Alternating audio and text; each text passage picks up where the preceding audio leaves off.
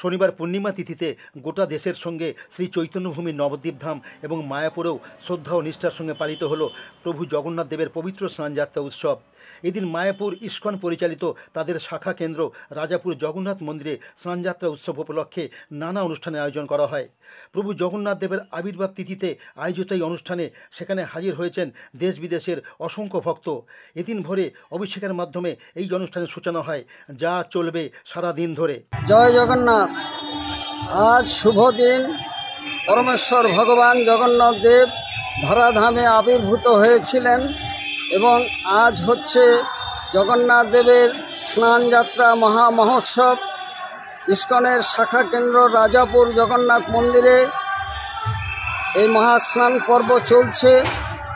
ভোর 4:30 থেকে মঙ্গল আরতি দিয়ে শুরু এবং সারাদিন ব্যাপী বিভিন্ন অনুষ্ঠান চলবে।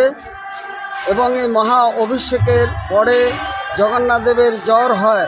পরমেশ্বর ভগবান লীলা পুরুষোত্তম, তার আবার জ্বর, সুতরাং তিনি লীলাবিলাস করেন এবং লোকচক্ষুর অন্তরালে চলে যান। পুনরায় রথযাত্রার দিন তিনি রাজপথে নেমে আসবেন।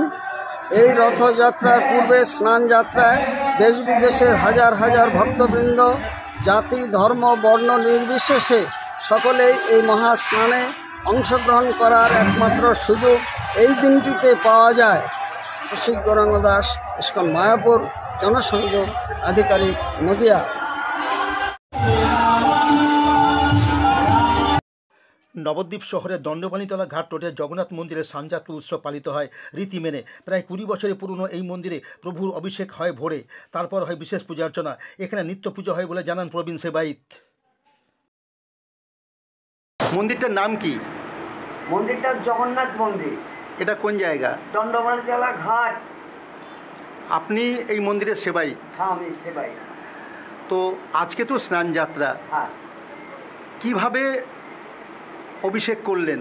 অভিষেক হচ্ছে গিয়ে যে 6:33 পর্যন্ত পূর্ণিমা ছিল, তার মধ্যে স্নান করিয়েছি। তারপরে 8:50 অম্বাবতী লাগছে, বুঝতে পেরেছেন? ঠাকুর সমস্ত ঢেকে দিতে হয়েছে। শক্তির পুজোর ঠাকুর সব ঢাকা থাকবে অম্বাবতীতে।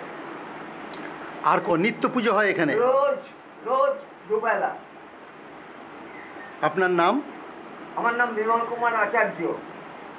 আপনি এখানকার সেবায়িত? 78 বছর বয়স।